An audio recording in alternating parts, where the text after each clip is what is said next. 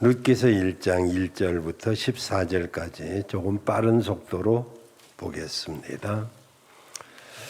사사들의 치리하던 때에 그 땅에 흉년이 드니라. 유다 베들레헴의 한 사람이 그 아내와 두 아들을 데리고 모압 지방에 가서 우거하였는데 그 사람의 이름은 엘리멜렉이요 그 아내의 이름은 나오미요 그 두 아들의 이름은 말론과 기련이니 유다 베들레헴 에브라 사람들이더라. 그들이 모압 지방에 들어가서 거기 유하더니 나오미의 남편 엘리멜렉이 죽고 나오미와 그 두 아들이 남았으며 그들은 모압 여자 중에서 아내를 취하였는데 하나의 이름은 오르바요 하나의 이름은 룻이더라. 거기 거한 지 10년쯤에 말론과 기론 두 사람이 다 죽고 그 여인은 두 아들과 남편의 뒤에 남았더라. 그가 모압 지방에 있어서 여호와께서 자기 백성을 건고하사 그들에게 양식을 주셨다 함을 들었으므로 이에 두 자부와 함께 일어나 모압 지방에서 돌아오려 하여 있던 곳을 떠나고 두 자부도 그와 함께 하여 유다 땅으로 돌아오려고 길을 행하다가 나오미가 두 자부에게 이르되 너희는 각각 어미의 집으로 돌아가라. 너희가 죽은 자와 나를 선대한 것 같이 여호와께서 너희를 선대하시기를 원하며 여호와께서 너희로 각각 남편의 집에서 평안함을 얻게 하시기를 원하노라 하고 그들에게 입맞춤에 그들이 소리를 높여 울며 나오미에게 이르되 아니니이다. 우리는 어머니와 함께 어머니의 백성에게로 돌아가겠나이다. 나오미가 가로되 내 딸들아 돌아가라. 너희가 어찌 나와 함께 가려느냐. 나의 태중에 너희 남편 될 아들들이 오히려 있느냐. 내 딸들아 돌이켜 너희 길로 가라. 나는 늙었으니 남편을 두지 못할지라. 가령 내가 소망이 있다고 말한다든지 오늘 밤에 남편을 두어서 아들들을 생산한다 하자. 너희가 어찌 그것을 인하여 그들의 자라기를 기다리겠느냐. 어찌 그것을 인하여 남편 두기를 멈추겠느냐. 내 딸들아 그렇지 아니하니라. 여호와의 손이 나를 치셨으므로 나는 너희로 인하여 더욱 마음이 아프도다. 그들이 소리를 높여 다시 울더니 오르바는 그 시모에게 입맞추되 룻은 그를 붙쫓았더라. 아멘. 오직 예수님밖에 없습니다. 사사시대 때 유다 베들레헴 지역에 흉년이 들었습니다. 그 베들레헴에 엘리멜렉이란 사람이 살았는데 흉년이 들자 그는 그의 아내 나오미와 두 아들을 데리고 모압으로 가서 거기서 기반을 닦았습니다. 그런데 풍토병인지 뭔지는 몰라도 얼마 되지 않아서 그만 엘리멜렉이 죽고 말았습니다. 그때까지만 해도 두 아들은 성장하지 못했고 결혼도 하지 않았습니다. 혼자 된 나오미는 두 아들을 양육해서 결혼을 시키게 되었는데 그 두 아들도 결혼한 후 10여 년 정도 지나면서 그만 죽고 말았습니다.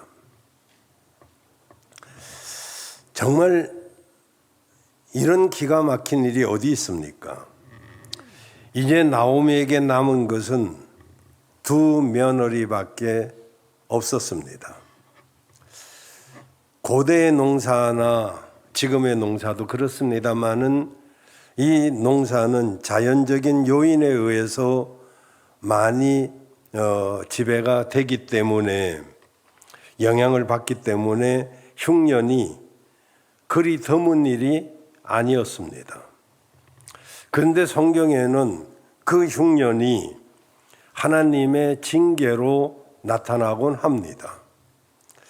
왜냐하면 약속의 땅 가나안에서 이스라엘 백성들이 하나님의 뜻을 따라서 믿음으로 살아갈 때는 그들에게 풍요로운 삶이 축복으로 주어지지만 만약에 우상을 섬기고 하나님을 떠나면 그 징계로 흉년이 오곤 했습니다. 그러나 여러분, 뜻없는 고난은 없고 까닭 없는 저주는 없습니다. 잠언서 26장 2절에 보면 복 받는 사람은 복에 이유가 있고 까닭 없는 저주는 없다라고 말씀하고 있습니다. 물론 모든 고난이, 모든 환난이 죄 때문에 오는 것은 아니지만은 고난과 환난이 다가오면 우리 성도들은 하나님과의 관계에서 풀어나가야 그 해결을 받을 수가 있습니다. 그런데 나오미의 가족은 하나님을 의지하지 않았습니다. 하나님과의 관계에서 해결하려고 하지 않았고 오히려 흉년이 들자 모압 지방으로 이사를 가서 거기에다가 터전을 잡았습니다. 여러분 아시다시피 베들레헴은 떡집, 하나님의 집이라는 의미입니다. 그리고 모압은 세상을 의미합니다. 그 나오미는 모압에서 그만 가장 엘리멜렉과 큰아들 말론과 또 작은아들 기론까지도 잃고 말았습니다. 흉년을 피해서 모압으로 갔는데 남편과 두 아들이 죽는 큰 환난이 그에게 그를 기다리고 있었던 것입니다. 나오미는 모압으로 내려가서 흉년의 어려움은 면했는지 모르지만은 거기서 너무너무 많은 것을 잃어버렸습니다. 생각하고 싶지 않은 세월이 그에게 흘러갔습니다. 생각해 보십시오. 남편 잃고 정말 떡대 같은 자식 둘을 잃고 가부 셋이 정말 마주보고 사는 삶이 어떠하겠습니까? 살아있다고 사는 것입니까? 사는 것이 죽는 것보다도 더 못한 일들을 우리는 간혹 주변에서 보기도 합니다. 그런데 그때 베들레헴에서 소식이 들려왔습니다. 무슨 소식이냐면 하나님이 자기 백성을 돌아보시고 흉년이 지나가고 풍년이 왔다는 소식이었습니다. 이 소식을 듣고 나오미는 베들레헴으로 돌아가기로 결심을 합니다. 나오미는 비록 남편을 따라 모압 땅으로 오긴 왔지만은 환난을 통해서 그는 하나님께서 베들레헴을 권고하시고 그들에게 양식을 주셨다 함을 듣고 그는 비로소 생사화복을 주관하시는 분은 하나님이시란 것을 알게 되었습니다. 여러분, 생사화복은 하나님이 주관하고 계시는 줄로 믿으시기를 바랍니다. 이제 나오미가 베들레헴으로 돌아가고자 한 것은 혼자 남은 외로움 때문이 아닙니다. 양식 걱정 때문이 아닙니다. 자신의 백성을 돌아보시는 하나님의 크신 사랑을 깨달았기 때문입니다. 결국 나오미는 육신적인 양식을 위해서가 아니라 영적인 양식을 얻기 위해서 베들레헴, 바로 하나님의 집으로 돌아오고자 했던 것입니다. 우리가 하나님의 자녀로 이 세상을 살아가면서 늘 우리 스스로, 아니 우리 모두가 들어야 될 하나님의 음성이 있다면 그것은 바로 창세기 3장 9절 말씀처럼 네가 어디에 있느냐라는 하나님의 음성입니다. 여러분, 첫사람 아담이 범죄하여 하나님을 떠났을 때 그가 나무 숲속에 자기를 숨기고 있었을 때 하나님이 물어보십니다. 아담아, 네가 어디 있느냐고. 하나님이 아담이 어디 있는지를 몰라서 물은 것이 아닙니다. 지금 네가 있을 곳에 있느냐? 그것을 묻는 것입니다. 이 질문은 우리의 생존과 직결된 문제입니다. 우리 모두가 늘 질문해야 될 질문입니다. 여러분은 아시다시피 식물은 기름진 땅에 심겨지면 거기서 자리를 잡고 살지만 그것을 모래 땅으로 옮기면 그것은 이내 말라서 죽게 됩니다. 그런가 하면 어떤 식물은 모래 땅에서 살다가 기름진 땅으로 옮기면 뿌리가 썩고 그리고 죽습니다. 무슨 말이냐면 기름진 땅에 사는 식물은 기름진 땅에 살아야 되고 모래 땅에 살 식물은 모래 땅에 살아야 된다 이 말입니다. 다 사는 곳이 다르다 이런 이야기예요. 우리 성도들이 살아야 할 곳은 하나님의 집인 줄로 믿습니다. 세상이 아니다 이 말입니다. 세상 방식대로 사는 것이 하나님의 백성들이 아니란 것입니다.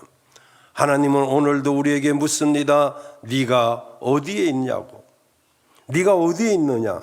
이 질문은 어쩌면 우리 평생도록 정말 우리 스스로가 수시로 물어야 될 질문인 것입니다. 여러분은 지금 어디에 계십니까? 불순종의 나무 아래에 있지는 않습니까? 아니면 세상의 자리에 왔다 갔다 하지는 않습니까? 쾌락의 자리에 머물고 있지는 않습니까? 여러분은 지금 어디에 있습니까? 공간적인 자리를 말하는 것이 아닙니다. 정신적이고 영적인 자리를 묻는 것입니다.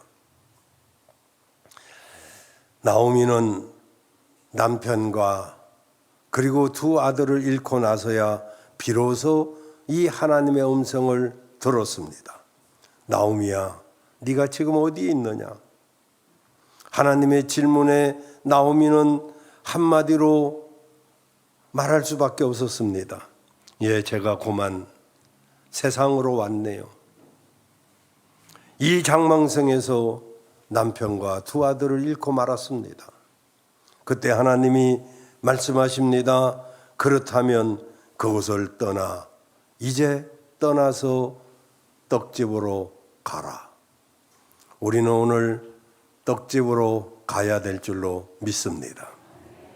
나오미처럼 많은 것을 잃어버리고 떡집으로 가는 사람이 아니라 잃기 전에 우리는 하나님의 집으로 돌아오는 지혜로운 성도가 되어야 될 줄로 믿습니다.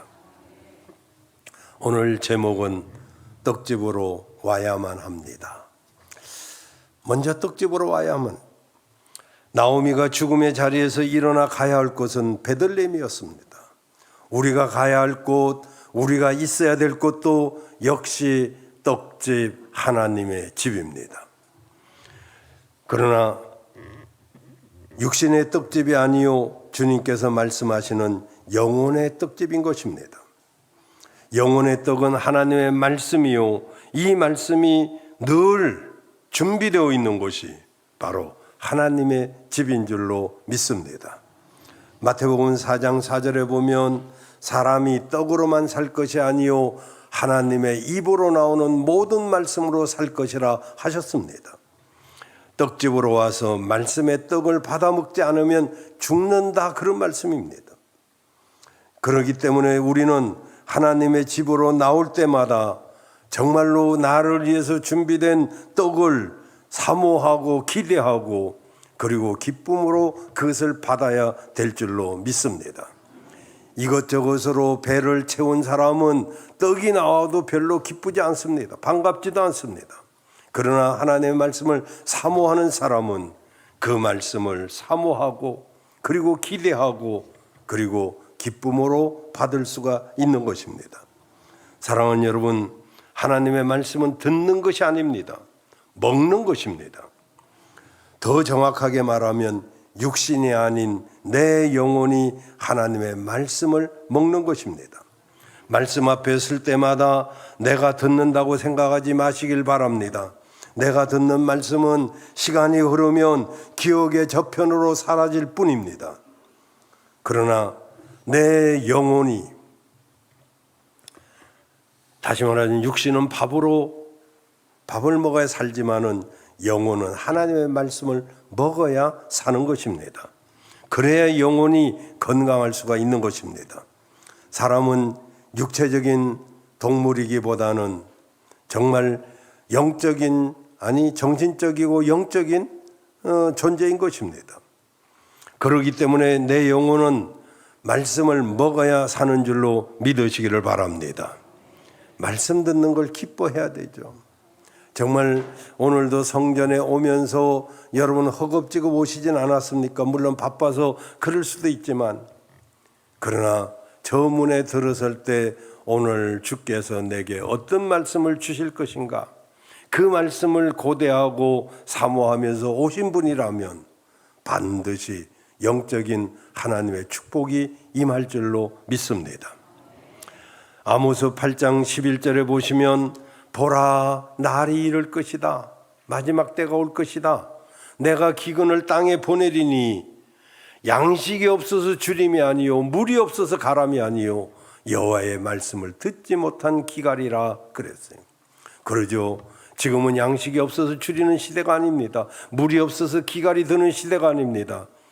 많은 말씀들이 있지만 진정한 하나님의 말씀이 없어서 영혼의 기갈을 느끼는 그런 시절이다, 이 말입니다. 여러분, 영혼을 줄이게 하지 마시길 바랍니다. 나의 영혼을 먹이는 것은 하나님의 자녀로서 내가 가장 기본적인 해야 될 의무인 것입니다. 내 영혼에게 말씀의 떡을 먹이는 일, 그게 내가 해야 될 첫 번째 일인 것입니다. 여러분, 영혼이 건강하기를 바랍니다. 영혼이 건강하면 다른 모든 연약한 것을 다 이길 수 있는 줄로 믿습니다. 빌립보서 4장 13절에 보면 내게 능력 주시는 자 안에서 내가 모든 것을 할 수 있느니라고 하셨습니다.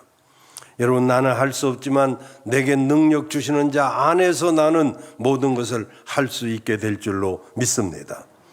여러분은 오늘 복받은 분인 줄로 믿으시길 바랍니다. 왜냐하면 떡집에 계시기 때문입니다. 우리 모두는 떡집에 있어야만 될 줄로 믿습니다.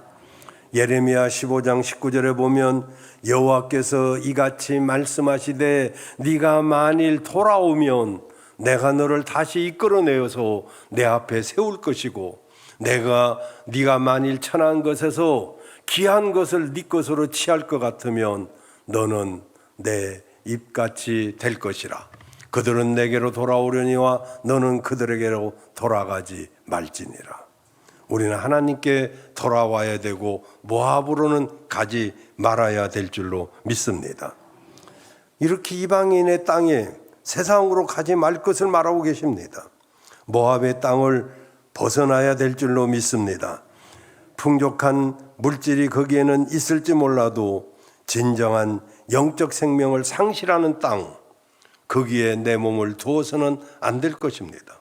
오직 떡집에서 하나님이 주시는 말씀으로 내 영혼을 채울 때 영혼이 잘된 같이 범사가 잘되고 강건한 복이 임할 줄로 믿습니다. 두 번째로 떡집에 돌아오면 소망이 그 말씀 속에 숨은 그림으로 있는 것을 알게 됩니다. 나오미와 룻이 베들레헴으로 돌아오고 있을 때, 그러나 베들레헴으로 돌아온다고 해서 잃어버린 남편이 살아나겠습니까? 잃어버린 아들들이 살아나겠습니까? 베들레헴에 온다고 해서 이미 요단강 건너간 남편과 아들들이 살아서 돌아오겠느냐 말입니다. 고향으로 돌아오면 모든 것을 새롭게 시작해야 됩니다. 살 집도 마련해야 되고, 그리고 매일의 끼니를 때우는 것까지 아무것도 약속된 것이 없는 상황에서 돌아온다는 것도 사실은 쉬운 것이 아닙니다. 사실 베들레헴으로 돌아온 나오미는 모든 것을 세상에서 다 잃어버리고 돌아왔기 때문에 나오미와 룻건 당장 끼니를 위해서 보리밭에 나가서 이삭을 주어야만 됐어요. 남의 밭에 돌아다니면서 이삭을 줍는 그런 신세가 되었습니다. 하나님을 믿으면 어디 하늘에서 돈이 뚝 떨어지는 것이 아니다, 이 말입니다. 그래서 이 룻은 보리를 추수하는 밭에 가서 이삭을 줍습니다. 이삭 죽기는 그 당시 가장 가난한 사람들이 생계를 유지하는 방법 중에 하나였습니다. 그러나 하나님은 떡집에는 놀랍게 소망이 감춰져 있습니다. 가장 빈곤한 모습으로 찾아가서 이삭을 줍던 그 쓸쓸한 밭, 남의 눈치가 있고 그리고 사람들의 손가락질이 있는 그 한두 개 떨어진 그 이삭을 줍고 있는데 거기에 숨겨진 하나님의 그림이 있더라 이 말입니다. 그것은 무엇입니까? 바로 남자 중에 상남자인 보아스를 만나게 됩니다. 그리고 룻은 그와 결혼하여 행복한 가정을 이루는데 그의 아들 오벳은 이새를 낳고 이새는 다윗을 낳아 다윗의 할머니가 되는 그런 축복이 그 속에 그림처럼 가려 감춰져 있는 것을 누가 알았겠습니까? 떡집은 바로 그런 곳입니다. 하나님 앞에 돌아왔다고 뭐가 하늘에서 보따리가 뚝 떨어지는 것이 아니라 그 말씀 속에 하나님의 숨겨진 소망의 그림이 크게 있기 때문에 그 소망을 발견하면 그때부터 그 사람의 삶이 달라지기 시작합니다. 여러분, 하나님의 숨은 그림이 있는데 그 그림을 여러분 눈으로 발견하시기를 바랍니다. 우리 교회 최동래 권사님 생각이 납니다. 저는 홍도동에서 개척을 하고 정말 1년 만에 100명이 넘었습니다. 놀랍게 성장을 했습니다. 저는 그 당시 이렇게 생각을 했습니다. 오늘날 우리 한국교회가 너무 벽돌과 기름에 돈을 쓴다 이런 생각을 했고 그것을 부정적으로 생각했습니다. 무슨 말이냐면 벽돌은 바로 성전을 짓는 그 일에 너무 돈을 많이 들인다. 그리고 기름, 바로 차를 멀리 돌려가지고 사람을 실어오는 것에 대해서 별로 좋게 생각을 안 했습니다. 교회는 가까워야 된다. 저는 그렇게 생각을 했기 때문에 멀리 살으면 가까운 교회로 가는 것이 좋겠다. 그런 생각을 하곤 했습니다. 그런데 문제는 교회가 부흥이 안 되는 거예요.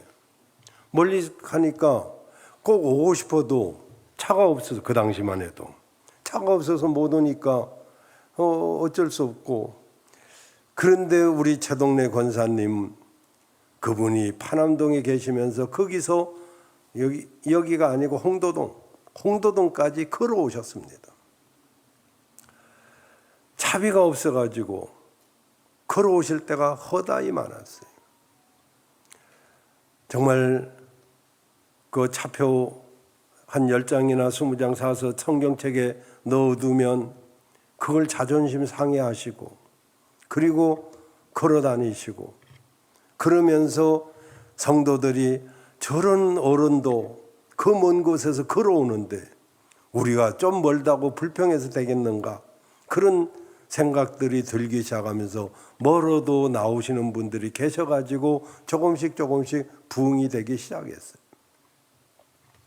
그분이 홍도동에 있을 때 이제 교회도 새 살고 집도 거기에 이제 저도 새 살고 그러는데 뭐 집하고 교회 1층이 그냥 집이고 2층이 교회고 근데 1층에 우리 주방이죠. 우리 개인 식당 주방이기도 하지만 그냥 교회 성도들이 뭐 네 집같이 내 집같이 뭐 드나들고 냉장고 다 열고 다 이렇게 스스럼 없이 먹고 마시고 하던 때입니다. 거기에 어느 사진 기자가 눈 덮인 산을 찍었는데 여러 개 찍었는데 거기에서 예수님의 얼굴을 발견한 그 사진으로 나온 사진 여러분도 보셨을 거예요. 어떤 사람들이 예수님이 저기 있구나 하고 막 놀라고 좋아하고 하는데 최동래 권사님은 예수님이 보여야지 그러면서 두 다리를 뻗고 막 엉엉 울면서 난 그거 못 받았는가 보다고 그러시는 거예요. 얼마나 소녀 같은지. 여기 우리 권사님들과 다 비슷하지만은 그러면서 그것을 뚫어지게 매일매일 바라보시다가 한 일주일쯤 됐는가 어느 날 막 보인다고, 예수님이 보인다고 막 그 자리에서 일어나서 춤을 등질등질 추는데 그 모습이 지금도 눈에 선해요. 어쨌든 우리 권사님들 오래오래 사시길 바라요. 눈에 선하게 만들지 말고.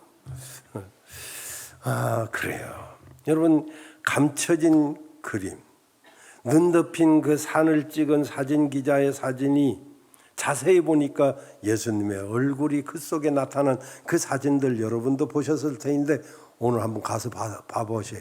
예수님이 뚜렷하게 보이나?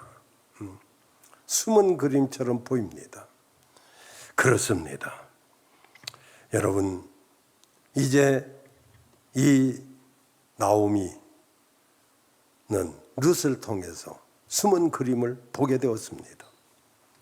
떡집에서는 숨어있는 하나님의 말씀의 보고의 창고가 쫙 보이는 곳입니다. 여러분, 어느 때는 말씀이 얼마나 황량한 벌판 같습니까? 눈 덮인 곳 같지 않습니까? 정말 내 사업이 힘들고 직장이 어렵고 그런데 하나님의 말씀이 나와는 상관이 없는 것처럼 들리기도 하고 내 가정은 어렵고 내 자식은 속을 썩이고 잘 안 되는데 믿는 게 무언가, 하나님의 말씀은 나하고 무슨 상관인가, 그런 생각이 들 때도 많이 있는데, 그런데요 여러분, 가만히 말씀을 들으시고 그리고 그 말씀을 내 것으로 삼아 보시기 바랍니다. 그럼 거기서 숨은 그림처럼 어느 날 내게 깨달음이 오게 되고 그 말씀에 무진장한 보고가 쫙 깔려 있음을 알게 됩니다. 성경에는 32,500가지의 축복의 말씀이 있어요. 고구마 하나를 캐면 그 줄기에 고구마가 또 나오고 또 나오듯이 하나를 붙잡기 시작하면 그때 계속 나오는데 그 하나를 우리가 숨은 그림처럼 발견을 못할 때가 많이 있더라 이 말이죠.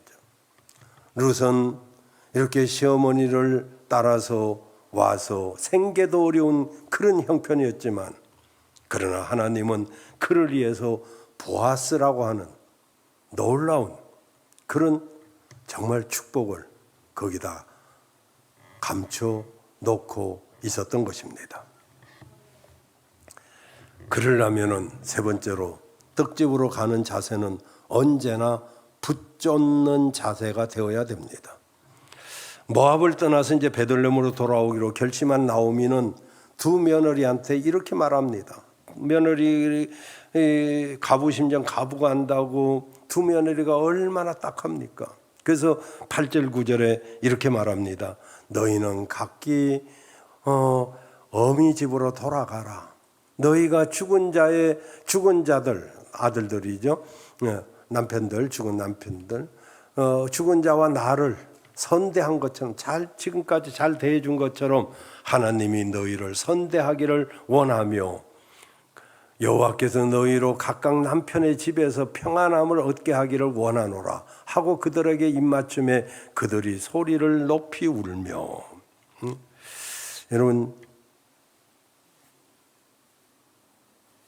결혼한 사람들이 친정 이야기를 하면, 어머니 이야기를 하면 마음이 울컥하지 않겠습니까? 가고 싶지 않겠습니까? 심지어는 아직 젊은데 남편을 얻어서 평안하라, 다시 말하면 재혼해서 평안한 가정을 꾸려라 이렇게 말하는 시어머니가 뭐 그 당시는 참 없을 수밖에 없는 그런 시대인데,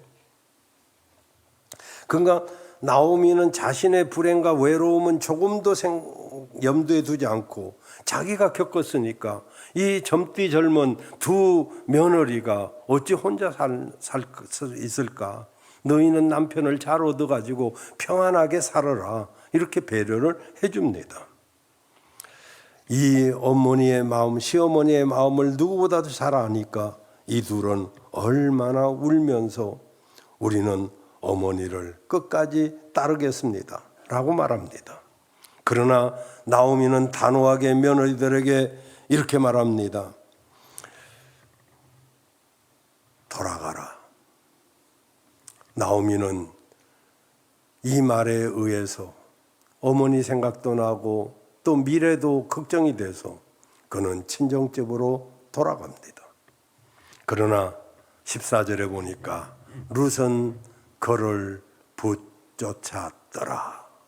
여기서 붙쫓았다 이 말은 히브리어로 따바크라는 단어인데 붙들고 늘어졌다, 찰싹 붙었다 그런 뜻입니다. 그러니까 나오미는 며느리들을 너무너무 사랑하니까 뿌리치죠. 그러나 룻은 정말로 붙들고 늘어지면서 찰싹 들어붙었어요. 그러면서 떡집으로 가야 되겠다는 것이죠. 그 붙쫓는 신앙, 그것이 바로 보아스라고 하는 소망의 얼굴을 보게 되는 것이죠. 이런 룻의 결심은 하나님에 대한 굳센 믿음에서 이어졌습니다.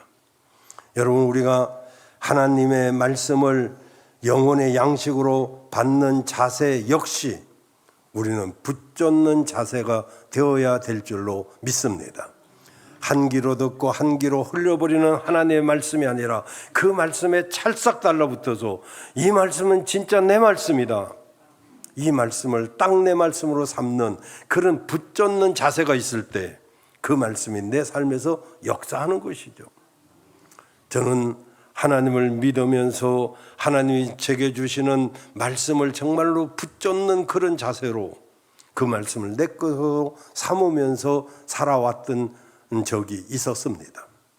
정말 하나님은 때때로 말씀으로 내게 역사하셨는데 우리가 미련해서 그 말씀을 모를 때도 많이 있어요. 여러분, 우리가 하나님의 말씀을 영혼으로 받아들일 때, 영적으로 받아들일 때 붙쫓는 자세가 되기를 바랍니다. 여러분이 알다시피 이 룻이라고 하는 여인은 마태복음에 나오는 여성입니다. 마태복음 1장 5절에 보면 룻은 후에 유다로 돌아와서 보아스라고 하는 멋진 남자와 결혼해서 오벳을 낳고 오벳을 통해서 이제 이새를 낳고 그리고 이새를 통해서 다윗 왕을 낳게 됩니다. 이방 여인으로서 정말 그리스도의 조상이 되고 족보에 올라가게 됩니다. 왜 두 명의 며느리 사이에 어느 사람은 예수님의 조상이 되고 성경에 기록이 됐는데 어느 사람은 어떻게 그렇게 되지 못했을까요? 여기서 오르바의 행위는 바로 우리가 예수님을 믿는다고 쫓아오긴 했지만 그러나 어떤 일들이 생김으로써 그것을 중도에 놓고 포기하고 세상으로 돌아가는 사람을 말합니다. 그러나 룻은 끝까지 하나님께 찰싹 달라붙어서 떨어지지 않는 그런 믿음을 가지게 되었습니다. 그래서 보아스가 룻에게, 보아스도 이미 소문을 통해서 이 룻이 어떤 여인인가를 알게 되었습니다. 그래서 룻기서 2장 12절에 보면 이렇게 말하고 있습니다. 여호와께서 너의 행한 일을 갚아주기를 원하고 이스라엘의 하나님 여호와께서 그 날개 아래 보호를 받으러 온 너한테 온전하게 상 주시기를 원하노라 하면서 보아스가 그 여인의 행한 일들을 다 듣고 이런 여인은 정말 복이 드문 여인이다, 정말 부모에게 효성스럽고 하나님을 누구보다도 잘 믿는구나 하는 이 일을 이미 듣고 있었고 바로 하나님의 날개 아래 그를 품어주기를 그렇게 축복하는 것을 우리가 볼 수가 있습니다. 우리가 삶에서 어려움을 직면하게 될 때 우리가 취해야 될 바른 결정은 바로 견고히 서서 하나님을 의뢰하는 것입니다. 여러분, 우리가 평소에 잘 믿는 사람은 많습니다. 평소에 교회를 잘 나오는 사람도 많습니다. 그러나 교회가 어려움을 당하고 평소에 또 자신이 어떤 어려움을 겪으면 그때 그 믿음이 다 드러납니다. 여러분, 룻은 어떤 여인이었을까요? 읽진 않았지만 룻기서 1장 16절 17절을 보면 그의 위대한 고백이 나옵니다. 룻이 가로되 나로 어머니를 떠나며 어머니를 따르지 말고 돌아가라 하지 마세요. 어머니께서 가는 곳에 나도 가고 어머니께서 유숙하시는 곳에 나도 유숙하겠습니다. 어머니의 백성이 나의 백성이 되고 어머니의 하나님이 나의 하나님이 되시리니 그리고 어머니께서 죽으시는 곳에서 나도 죽고 거기 장사될 것입니다. 만일 내가 죽는 일 외에 어머니와 떠나면 하나님께서 내게 벌을 내리시고 더 내리시기를 원합니다. 그는 어머니의 하나님, 그 나오미가 어려움을 통해서 하나님께 돌아오기로 결정하는 그 믿음을 보고 그는 그대로 본받습니다. 여러분, 우리도 자녀들에게 이런 믿음을 보여줘야 되지 않겠어요? 어머니의 하나님이 나의 하나님 되기를 원합니다. 아버지의 하나님이 나의 하나님이 되기를 원합니다. 아버지를 하나님을 나는 떠나지 않겠습니다. 여러분, 어떤 경우에도 여러분은 떡집을 떠나지 마시길 바랍니다. 룻기서 1장에서 계속 되풀이되는 한 구절이 있는데 그것은 돌아오다라고 하는 말입니다. 정확하게 12번이 나옵니다. 그런데 이 말은 두 방향으로 사용됩니다. 같은 말이지만 하나는 모압으로 돌아가고 하나는 베들레헴으로 돌아오는 것입니다. 오르바는 모압으로 돌아가고 룻은 베들레헴으로 돌아오고, 오르바는 나오미의 친정이란 말에 압박감과 향수를 느꼈을 것입니다. 친정, 너무나 좋은 친정. 오르바는 그 압박감과 향수에 못내 이끌려서 모압으로 가버리고 말았습니다. 우리도 오늘날 이러한 종류의 압박감을 받고 있습니다. 세상과 육신은 우리에게 옛 생활로 돌아가라. 세상이 얼마나 즐겁고 재미있냐. 너네는 무슨 재미로 사냐. 이런 이야기를 곧잘 우리에게 던집니다. 여러분, 지금의 상황이 얼마나 어렵든지 혹은 폭풍이 얼마나 거세든지 몰아쳐 오든 간에 우리는 세상으로 가서는 안 될 것입니다. 거기에는 모든 좋은 것이 있는 것처럼 보이지만 결국은 장망성입니다. 장망성. 장차 망할 성이라 이 말입니다. 우리가 예수 믿는 것은 좁고 험한 것 같아도 그 길은 점점 넓어지고 영원한 생명의 길로 이어지는 것입니다. 오늘 말씀 마치겠습니다. 우리는 모두 믿음을 붙잡고 말씀을 붙잡고 거기에 찰싹 달라붙어서 떨어지지 않는 믿음의 소유자가 되기를 주의 이름으로 축원합니다.